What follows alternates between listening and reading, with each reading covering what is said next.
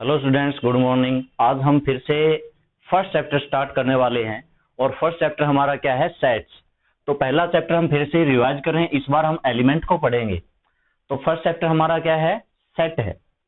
Set क्या होता है? सबसे पहले तो हम इसकी डेफिनेशन की बात करेंगे कि अगर सेट की हम डेफिनेशन की बात करें, डेफिनेशन इसकी क्या होती है? सेट एक वेल डिफाइंड collection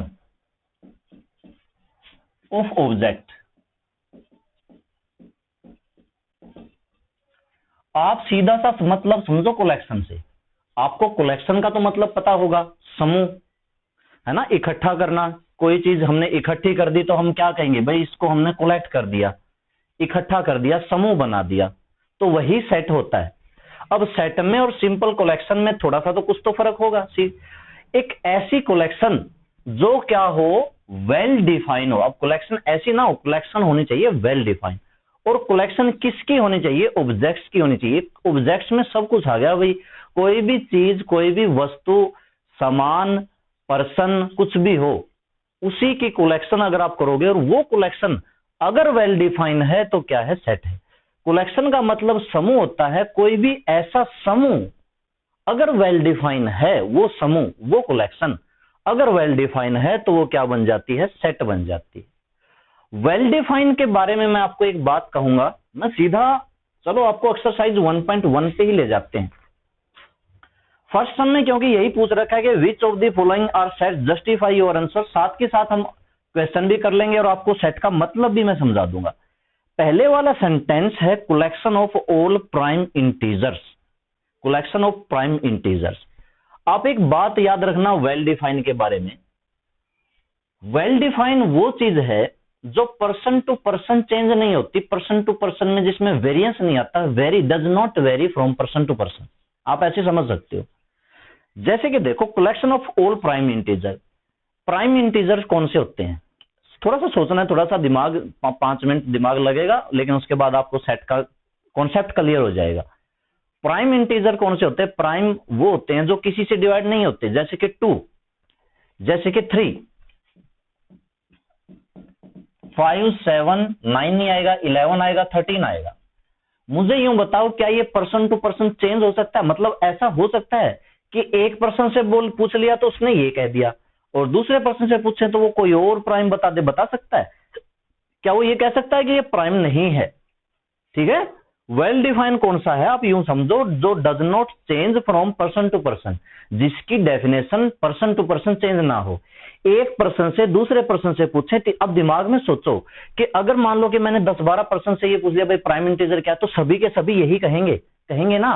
सबकी डेफिनेशन में कोई चेंज नहीं होगा। तो मतलब ये वाला सेंटेंस जो है, कौन से वाला? पहले वाला sentence, collection of all prime integers, ये एक सेट बनता है। ठीक है। आप इसका रीजन लिख सकते हो, जस्टिफाई कह रखा है तो इट इज, आप ये लिख सकते हैं, ये आप लिख दो, these are prime so it is well defined so it is set. दूसरा देखो, collection of good hockey players. बिल्कुल सही, सही वाला सेंटेंस आया है। क्या शब्द आया है? एक शब्द आया है इसमें, गुड हॉकी प्लेयर। अगर खाली इसमें ये लिख देता ना कि collection of hockey players in India, भाई जितने भी हॉकी प्लेयर्स हैं इंडिया में, उनकी कलेक्शन, उनको क्या आप इकट्ठा नहीं कर सकते? बिल्कुल उनको इकट्ठा कर सकते हैं। जितने भी हॉकी खेलने वाले हैं कर सकते हैं, कोई दिक्कत नहीं है। चाहे उनकी संख्या हजारों में आ जाए, चाहे उनकी संख्या लाख में आ जाए, कोई दिक्कत नहीं है। लेकिन ये कम से कम डिफाइन तो है। लेकिन इसने एक शब्द दे दिया गुड, अच्छे वाले खिलाड़ी, गुड हॉकी प्लेयर्स। अब ये बताओ, गुड, मैं किसी को सोचता हूं, जैसे कि देखो, हमने एक पर्सन से पूछा, उसने बताया, उसने कोई 2-3 नाम दे दिए हमें कि भाई ये अच्छा खेलते हैं। हमने फिर दूसरे पर्सन पे पास गए और उससे पूछा भाई आप बताओ अच्छा खेलने वाले कौन से, गुड हॉकी प्लेयर्स कौन से हैं? तो वो कह सकता है भाई नहीं, ये जो इसने नाम लिखवा रखे हैं ये सही नहीं है, क्योंकि ये अच्छा नहीं खेलते उसकी नजर में। ठीक है। तो दूसरा पर्सन और पहला पर्सन दोनों की बातों में अंतर हो सकता है, दोनों एक दूसरे की बात को नकार सकते हैं। ये गुड जो है ना, आप बस यूं समझ लो, वेल डिफाइंड क्या नहीं है, सबसे मेन पॉइंट जो क्वालिटी का अगर कहीं पर भी शब्द आ जाए, क्वालिटी का कहीं पर भी शब्द आ जाए ना, वो वेल डिफाइन नहीं होता। ये क्या नहीं होता, ये नॉट डिफाइन होता है। कैसे, देखो जितने भी, जैसे कि गुड आया, कौन अच्छा है कौन बुरा है अच्छे से डिफाइन नहीं कर सकते। ऑनेस्ट आया, देखो हम किसी क्लास में बैठे हैं, इंटेलिजेंट शब्द आया, इंटेलिजेंट मैं बोलना चाहूंगा यहां पर, इंटेलिजेंट। देखो जैसे कि मान लो हम किसी क्लास की बात करते हैं, मान लो कि 11th क्लास की बात करते हैं, हम अपनी क्लास की बात करते हैं, हमारे पास क्या है 40 बच्चे बैठे हैं। अब आपको अलग अलग टीचर पढ़ाते हैं, एक टीचर की नजर में कोई बच्चा इंटेलिजेंट होता है, एक टीचर की नजर में कोई बच्चा इंटेलिजेंट होता है। मतलब एक क्लास में अगर ये कहा जाए ना कि सबसे इंटेलिजेंट कौन है, तो एक टीचर या एक स्टूडेंट की नजर में कोई और इंटेलिजेंट हो सकता है, दूसरे टीचर या दूसरे स्टूडेंट की नजर में कोई दूसरा इंटेलिजेंट हो सकता है कि नहीं हो सकता, और तीसरा बच्चा कोई और कह सकता है या तीसरा टीचर कोई और कह सकता है। मतलब इंटेलिजेंट, सबसे इंटेलिजेंट कौन है ये हम डिफाइन नहीं कर पाएंगे। अगर हमारे पास 40-50 बच्चे हैं, हम कह दें कि सबसे इंटेलिजेंट कौन है, और हमने किसी भी बच्चे से पूछ लिया, बच्चों से पूछ लिया भाई तुम बताओ सबसे इंटेलिजेंट कौन है, तो कुछ बच्चे तो किसी की तरफ करेंगे उंगली, कुछ बच्चे किसी की तरफ करेंगे ना कि वो इंटेलिजेंट है। इस तरह से ऐसा ही होता है, बिल्कुल एक नॉर्मल सा एग्जांपल लिया है। तो ये चीज क्या होगी, ये अच्छे से डिफाइन नहीं हुई कि कौन इंटेलिजेंट है। जहां पर भी आपको क्वालिटी का वर्ड मिल जाए ना, वो डिफाइन नहीं होगा। बस एक इतनी सी बात याद रख लो, और इसमें कुछ नहीं है, ठीक है। और दूसरी बात ये है भाई, वो does not from person to person, does not change from person to person, person to person जिसकी डेफिनेशन चेंज नहीं होती उसकी, ठीक है। अगला देखो, collection of rich person. Rich, rich भी क्या है, क्वालिटी है। अगर हम पर्सन्स इन इंडिया, भाई इंडिया में कितने पर्सन है, सारे इंडिया के कलेक्शन कर सकते हैं, अरबों आ जाएगी कोई बात नहीं, ज्यादा आ जाएगी कोई बात नहीं, लेकिन अब रिच कौन सा, भाई कोई किसी को रिच मानता है, कोई किसी को रिच मानता है, ठीक है। Collection of novels written by Munshi Premchand, बिल्कुल मुंशी प्रेमचंद ने जितने भी नॉवल लिखे हम बता सकते हैं, इसकी कलेक्शन वेल डिफाइंड है, ठीक है। Collection of all natural number, बिल्कुल बता सकते हैं नेचुरल नंबर की कौन सी कलेक्शन है। Collection of all odd integers, odd integers कौन से हैं, ओड इंटीजर्स हैं 1, 3, 5, 7, ये ओड होते हैं। नेचुरल नंबर जो कि प्राकृत संख्या जिसको हम कहते हैं, ये क्या होते हैं, सेट होते हैं। तो सेट में आपको सिर्फ एक बात याद रख लेना, क्वालिटी, आपको आपका काम बड़ी आसानी से हो जाएगा। जहां पर भी आपको क्वालिटी का वर्ड, अब क्वालिटी का कौन सा पता है ना, गुड, बैड, ऑनेस्ट, ठीक है। इस तरह से रिच आ गया। इसके कुछ और एग्जाम्पल हम लेते हैं, अगर कहीं मुझे मिल गए तो, लेकिन इसमें नहीं दे रखे, कुछ और मुझे चाहिए था, खैर कोई बात नहीं। ये तो हो गई कलेक्शन। अब कलेक्शन को लिखने के दो तरीके होते हैं भाई, ये तो होगी सेट की डेफिनेशन। अब इसकी बात करते हैं, फॉर्म की बात करते हैं कि इसको लिखने के कितने तरीके हैं। तो दो फॉर्म है, एक तो है सेट बिल्डर फॉर्म, एक है रोस्टर फॉर्म। अब मैं इसकी बात करते हैं फॉर्म की बात। दो फॉर्म है, एक तो रोस्टर फॉर्म और दूसरी एक इसकी है सेट बिल्डर फॉर्म।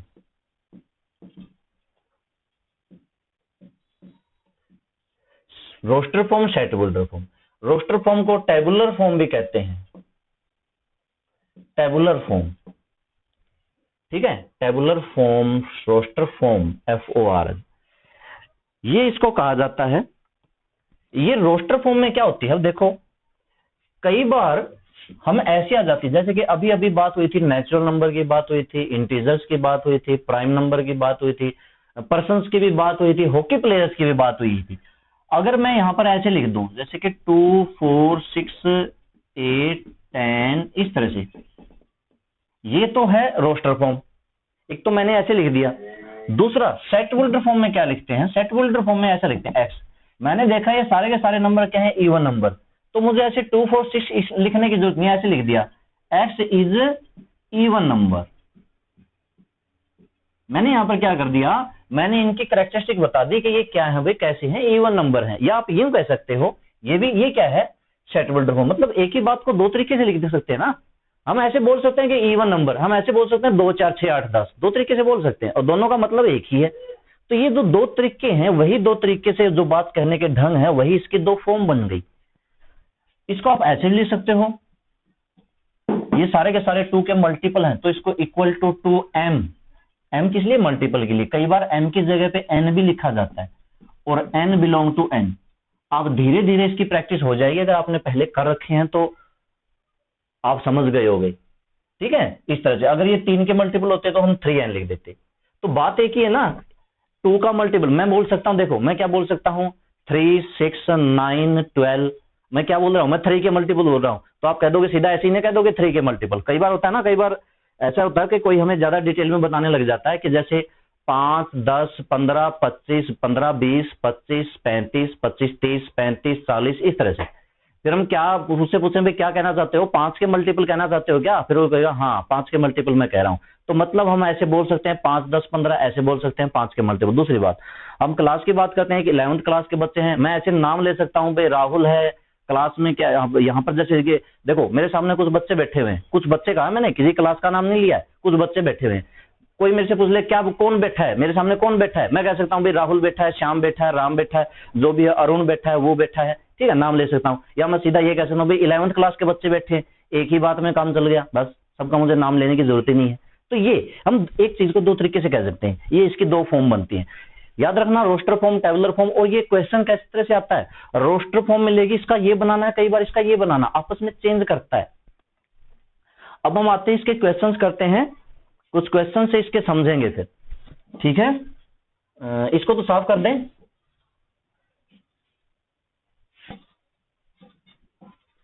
अब देखो कुछ क्वेश्चंस करते हैं। Second question, right the form set in the set builder form. देखो पहला ही क्वेश्चन है, आपको सेट बिल्डर फॉर्म में चेंज करना है। सेकंड सम का फर्स्ट पार्ट देखो 2, 4, 6, 8 वही आ गया जो मैंने कह रहा था।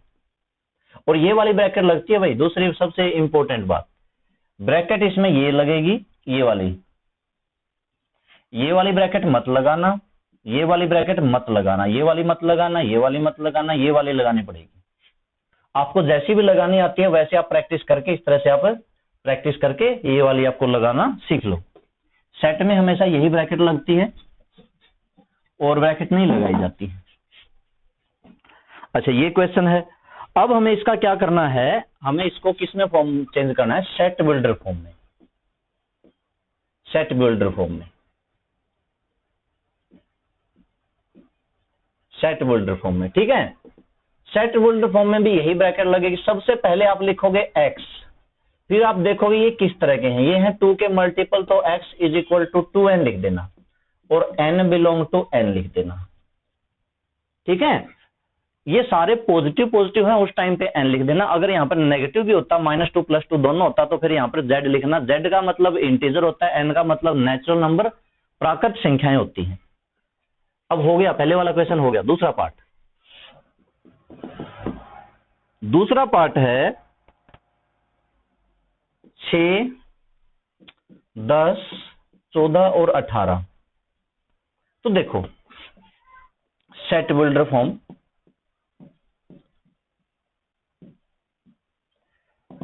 सबसे पहले इसको थोड़ा सा लिखते हैं। कैसे लिखते हैं, 6 को क्या ले सकते हैं 4 + 2, 10 को क्या ले सकते हैं 4 × 2 + 2, थोड़ा सा समझना। 14 को क्या ले सकते हैं 4 × 3 + 2, और 18 को क्या ले सकते हैं 4 × 4 + 2। ठीक है, और पहले वाले को क्या ले सकते हैं 4 × 1 + 2। आपको बात को समझना, हर क्वेश्चन में यहां पर 4 है। अब मैं आपको समझाऊंगा इसको कैसे लिखते हैं। सबसे पहले x लिखते हैं और यहां पर लगाते हैं 2 डॉट। देखो पहले वाले में मैंने यहां पर क्या लगाया था 2 डॉट, तो 2 डॉट लगाने हैं। 4 लिख दिया, यहां पर 1 है, यहां पर 2 है, यहां पर 3 है, यहां पर 4 है। बाकी शुरू वाला तो सब में सेम था, 4 4 4, तो मैंने 4 लिख दिया। ये चेंज हो रहा है, यहां पर आप n लिख दो, n लिख दो, और बाकी सब में +2 है तो यहां पर भी +2 कर दो, और n आप लिख दो। n की वैल्यू 1 है, 2 है, 3 है, 4 है, 4 तक ही है। देखो n की वैल्यू 1 रखेंगे तो ये बन जाएगा, n की 2 रखेंगे तो ये बन जाएगा, n की 3 रखेंगे तो ये बन जाएगा, और n की 4 रखेंगे तो ये बन जाएगा। और ये मैंने लिख दिया, कहां से कहां तक रखनी है 1 से लेकर 4 तक। बस यही हो गया हमारा सेट बिल्डर फॉर्म।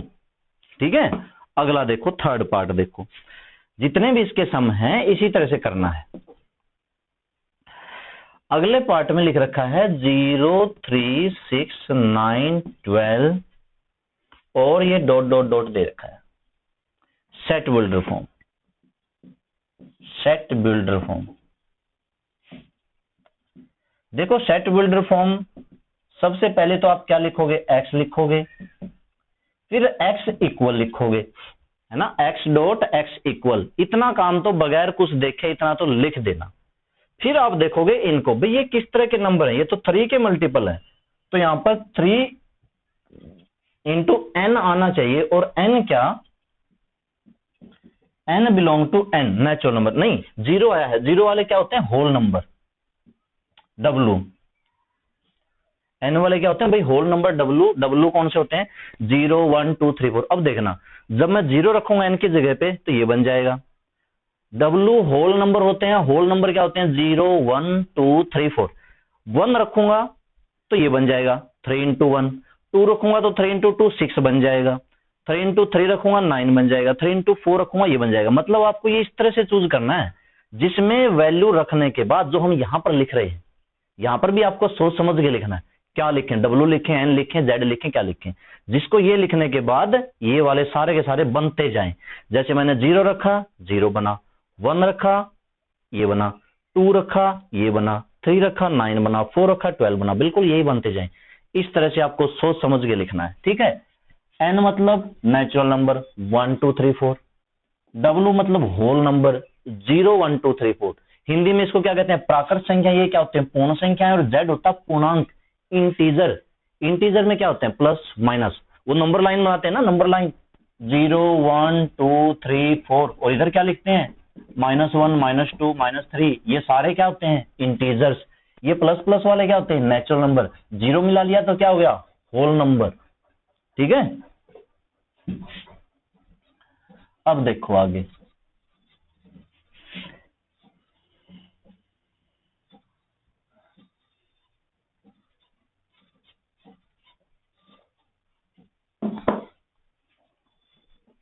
आगे हम देखते हैं इसके फोर्थ पार्ट का। मैं आपको हिंट बताता हूं, जो 1/4 1/8 1/16 1/32, मैं सीधा सा बताता हूं आपको, x डॉट और x इक्वल। देखो ये जो 4 है ना, 4 2 की पावर 2 है, 8 2 की पावर 3 है, 16 2 की पावर 4 है, और ये 2 की पावर 5 है। तो यहाँ पर 2 की पावर 2 2 की पावर 3 2 की पावर 4 2 की पावर 5, और सारा 1 बाय में 1 बाय 1 बाय 1 बाय, तो ये भी 1 बाय क्या आएगा, 2 की पावर n आ जाएगा। n की वैल्यू आप लिखना, n की वैल्यू 2 3 4 5 है भाई, 2 3 4 5 इस तरह से लिखना, ठीक है। ये मैंने कुछ इस तरह से लिख दिया। जब n की वैल्यू 2 उठा के यहां रखूंगा तो 1/2 की 2 1/4 बनेगा कि नहीं बनेगा। जब 3 यहां पर रखूंगा तो 1/2 की 3 8 बनेगा कि नहीं बनेगा। 4 1/2 की 4 16 बनेगा कि नहीं बनेगा। इस तरह से मैंने लिख दिया। ये इसकी क्या है, सेट बिल्डर फॉर्म है। अगला है देखो 1/2 2/3 3/4 4/5, ये इस तरह से है। देखो इसकी सेट बिल्डर फॉर्म क्या आएगी, x डॉट x इक्वल। अब आइडिया लगाओ इसमें क्या है, इसकी आपको कैरेक्टरिस्टिक पहचाननी है। क्या कर रखा है इसमें, नंबरेटर से ज्यादा डिनोमिनेटर है। तो अगर मैं नंबरेटर को ले लूं n, तो बाय में एक प्लस करना पड़ेगा, है कि नहीं है। देखो यहां पर 2 + 1 3 3 + 1 4 4 + 1 5, ऐसे ना, ठीक है। तो सीधा सा, और n की वैल्यू क्या रखनी है आपको, 1, यानी कि नेचुरल नंबर लिख सकते हो, n बिलोंग टू। अब आप बिलोंग टू का मतलब समझ गए होंगे, एक ये शब्द आता है बिलोंग टू। ये बिलोंग टू के बारे में अभी मैंने नहीं बताया, बस आप ऐसे लिख देना नेचुरल नंबर। नेचुरल नंबर क्यों, जब मैं 1 रखूंगा तो 1/1 + 1 ये बनेगा, 2/2 + 1 3 ये बनेगा, 3/3 + 1 ये बनेगा, 4/4 + 1 ये बनेगा, ठीक है। बस इस तरह से हमने पहचानना, थोड़ा सा देखना है। आप इसको और थोड़ा सा लिख सकते हो, ये नंबर दे रखे हैं ना इस तरह से। देखो अभी मैं आपको बताता हूं दूसरा तरीका। इसको 1 + 1 लिख सकते हो, 2/2 + 1 लिख सकते हो, 3/3 + 1 लिख सकते हो, 4/4 + 1 लिख सकते हो कि नहीं लिख सकते? तो मतलब 1 1 2 2 3 3 4 4, इसलिए मैंने यहाँ पर क्या लिख दिया था, n/n+1। ये +1 क्यों लिखा था? यहाँ भी +1, यहाँ भी +1, यहाँ भी +1, यहाँ भी +1, तो मतलब यहाँ भी +1 आएगा, इसलिए लिखा था। ठीक है, ये था सेकंड सम। सेकंड सम से थर्ड सम आसान रहेगा, क्योंकि मेरे ख्याल से उसमें सेट बिल्डर फॉर्म को रोस्टर फॉर्म में चेंज करना है। अब हम आते हैं थर्ड सम पे। थर्ड सम मेरा क्या है, rewrite the following sets by listing all the elements. देखो भाई, थर्ड का फर्स्ट पार्ट में क्या लिख रखा है, set of all positive integers which are common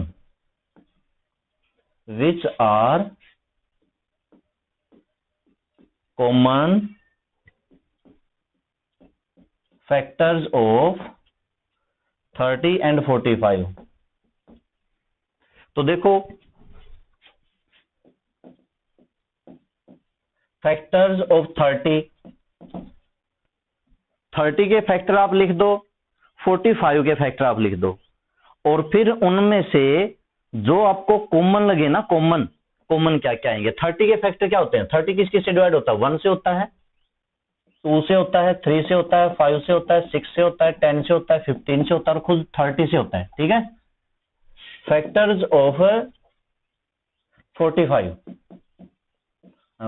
is equal to 1 से होता है, 2 से नहीं होता, 3 से, 5 से, 9 से, उसके बाद 15 से, और उसके बाद तो 45 से। इनमें कॉमन क्या है, कॉमन फैक्टर्स,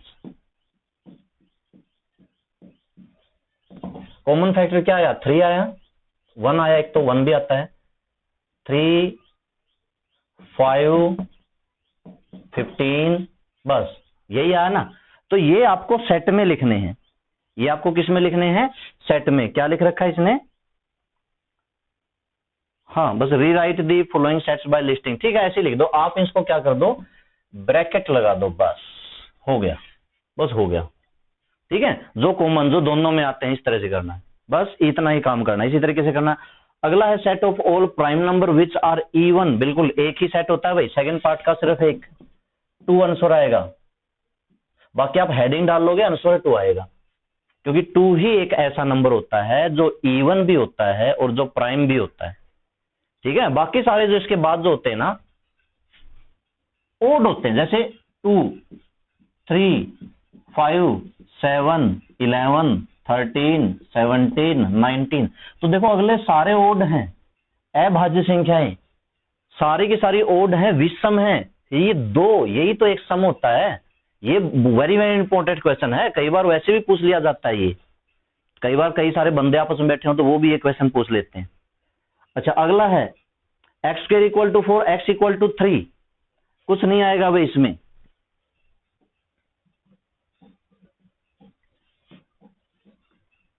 अगर आपको दोनों 2 इक्वेशन दे रखी हैं क्वेश्चन में, देखो इसमें 2 इक्वेशन दे रखी हैं, 2 इक्वेशन दे रखी हैं। क्या दे रखा है, एक तो दे रखा है x = 4 और एक दे रखा है x = 3।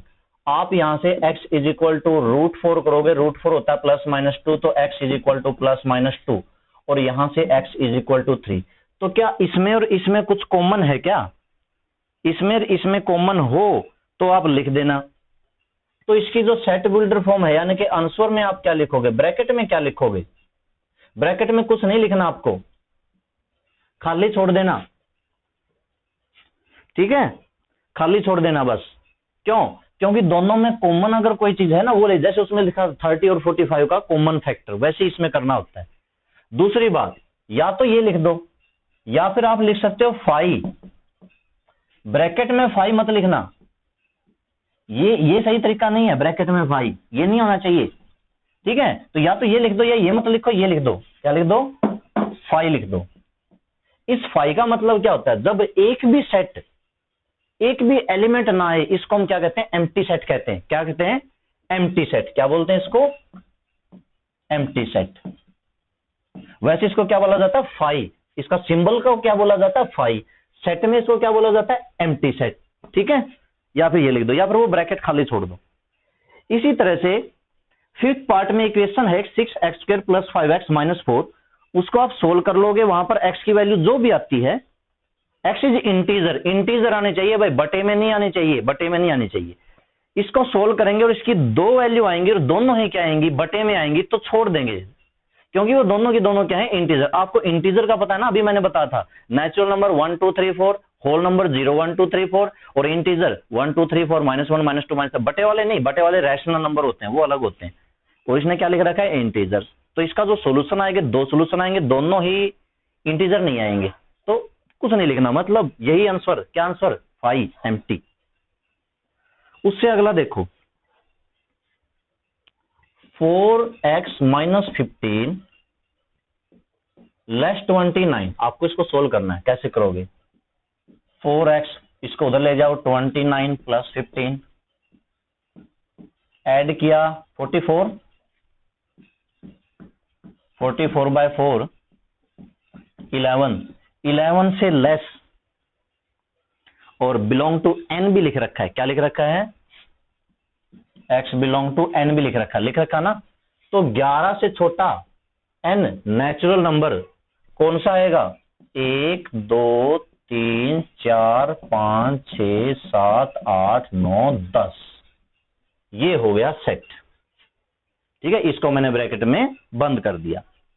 बाकी लास्ट पार्ट है -1/2 से 9/2 के बीच में, -9 1/2 से 1/2 के बीच में इंटीजर 0 1 2 3 4, क्योंकि 9/2 4.5 हो, 5 नहीं ले सकते, वो उससे बड़ा होता है, बीच बीच के लेने। अगला है एक्स स्क्वायर, किस का स्क्वायर, x² लेस 20। पूरा समझाता हूं, है ना, आपको पूरा पता चलेगा किस तरह से क्वेश्चन करना। वैसे तो आप कर चुके हो,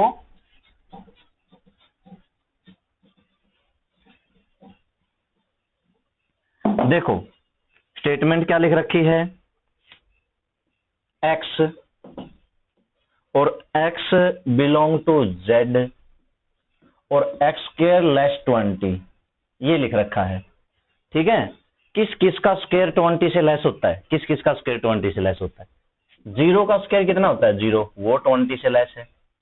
1 का स्क्वायर कितना होता है 1, वो 20 से लेस है। -1 का स्क्वायर क्या होता है 1, वो भी 20 से लेस है। 2 का स्क्वायर यानी कि +-2 का स्क्वायर कितना होगा 4 होगा, वो भी 20 से लेस है। +-3 का स्क्वायर कितना होगा 9 होगा, वो भी 20 से लेस है। +-4 का स्क्वायर कितना होगा 16 होगा, वो भी 20 से लेस है। तो इन सब का स्क्वायर 20 से लेस है। बाकी अगर 5 का लोगे 25 आएगा। तो आंसर क्या आएगा 0 +-1 लिख सकते हो, यानी लिख लो 1 -1 2 -2 3 -3 4 -4। देखो आप आंसर देख लेना, आंसर जिस तरीके से लिख रखा ना वैसे लिख सकते हैं। ऐसे लिख सकते हो 0 +-1 +-2 +-3 +-4, ऐसे भी लिख सकते हैं। ऐसे भी लिख सकते हैं 0 1 2 3 4 -1 -2 -3 -4, ऐसे भी लिख सकते हैं। बात वही है। ठीक है, तो आप जिस तरीके से आपको समझ में आए उस तरीके से लिख लेना। आज हम 3 सम ही करेंगे, बाकी फिर हम कल की वीडियो में करेंगे।